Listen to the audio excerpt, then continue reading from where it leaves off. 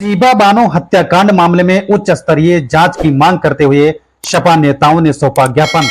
शीबा बानो हत्याकांड में आरोपियों पर ठोस कार्रवाई न होने पर समाजवादी पार्टी के नेताओं ने अब प्रदर्शन करना शुरू कर दिया है।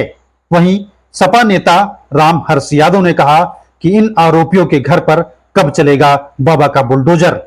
आपको बताते चलें कि जनपद बहराइच के थाना रुपैया क्षेत्र में 21 जुलाई को हुए शीबा बानो हत्याकांड को लेकर पीड़ित परिजन अभी भी पुलिस द्वारा किए गए खुलासे से असंतुष्ट दिखाई दे रहे हैं। लिहाजा इस पूरे मामले में उच्च स्तरीय जांच की मांग को लेकर आज समाजवादी पार्टी की तरफ से संबोधित ज्ञापन जिलाधिकारी को सौंपा गया है।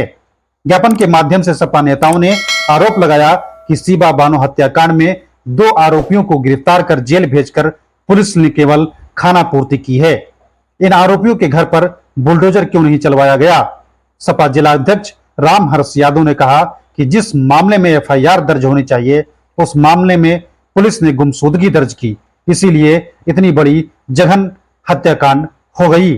आपको बता दें कि रुपैया थाना क्षेत्र में 21 जुलाई को अपने मामा के घर रह रही 20 वर्षीय शीबा बानो देर रात लापता हो गई थी, जिसके बाद 23 जुलाई को उसकी सिर कटी लाश पुलिस को बरामद हुई थी, जिसमें पुलिस ने बारीकी से जांच कर शीबा के प्रेमी अरुण और सहयोगी कुलदीप को हत्या के मामले में जेल भेज दिया है। लेकिन इस कार्रवाई के बाद भी परिवार पुलिस से असंतुष्ट नजर आ रहा है और उच्च स्तरीय जांच की मांग कर रहा है। वहीं इस दर्दनाक घटना को अंजाम देने वाले आरोपियों के घर पर बुलडोजर चलाने की मांग की जा रही है।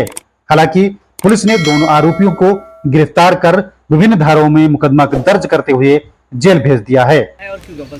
रुपैया थाना क्षेत्र में एक गांव है जमोग बाजार से एक 20 साल की लड़की का 21 जुलाई को अपहरण हुआ।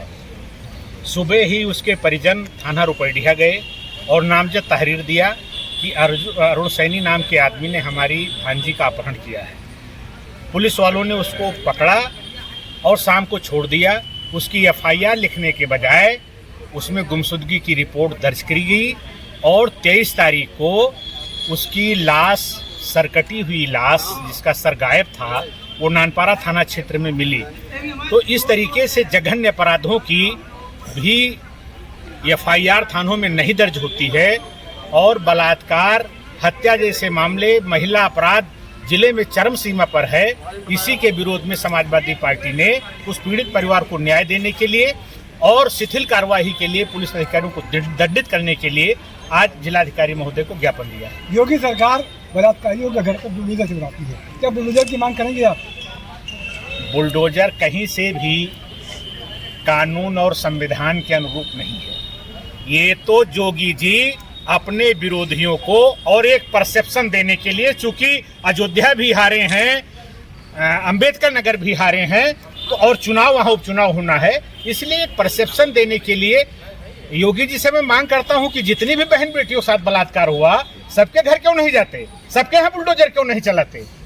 और उस परिवार ने तो मांग किया है कि डीएनए टेस्ट कराया जाए। जब वो पीड़िता है, उसके पेट में बच्चा है, तो परिवार तो चिल्ला चिल्ला कर कहता है अगर इंसाफ आपको करना है तो डीएनए टेस्ट करा लीजिए। तो ये जो वो कर रहे हैं वो राजनीति से प्रेरित कर रहे हैं, वो किसी को न्याय नहीं दे रहे हैं, वो अपना मुनाफा देख रहे हैं कि कौन सी कार्रवाई में हमारा वो हो जाए। अध्यक्ष जी, आपको क्या लगता है कि अगर रुपैया पुलिस समय रहते अगर इस केस पे कार्रवाई करती तो बच्ची की जान बचाई जा सकती थी? इन लोगों को, जो इसका मामा था हसमत, उसको शक था कि वही आदमी हमारी भांजी का अपहरण किया है। रात में अरुण कुमार सैनी के घर कम से कम 20 लोग गए। वो रात में 2 बजे अपने घर पर मौजूद नहीं था, घर वालों का नहीं आया है। वहां से फिर वो लोग लौट आए, फिर 4 बजे गए तो वो नहा रहा था अपने घर पर। हत्या करने के बाद आया था और नहा रहा था, और उसके बाद ये लोग थाने गए, उसके नामजद तहरीर दिया, उसको फड़वा करके वहां के कोतवाल ने दूसरी तहरीर लिखाई गुमशुदगी की। अगर उस दिन उसको पकड़ करके छोड़े ना होते तो उसकी हत्या होती ही ना, या हुई थी तो वो कम। आप लोगों ने आके सब समाजवादी पार्टी की तरफ से ज्ञापन दिया गया है शीबा कांड को लेकर, क्या कहना है? देखिए, शीबा कांड में हमारा ये कहना है कि काफ़ी हर चीज़ें देर से की गई और उसके लिए हमने आकर यहाँ पर अनुरोध किया है, ज्ञापन दिया है कि उसकी जांच होनी चाहिए। और जैसे कि अभी अध्यक्ष जी ने बताया कि अपराधी को पकड़ा गया फिर छोड़ा गया, ये सब न किया होता तो हमको पता चल जाता। अगर हत्या हो गई होती तो लाश मिल जाती। हमें पता चला कि लाश जो है वो इस स्थिति में थी कि पोस्टमार्टम में कुछ खास पता नहीं चल पाया। 8-10 दिन पहले की वो लाश थी, वो नहीं पता चल पाया।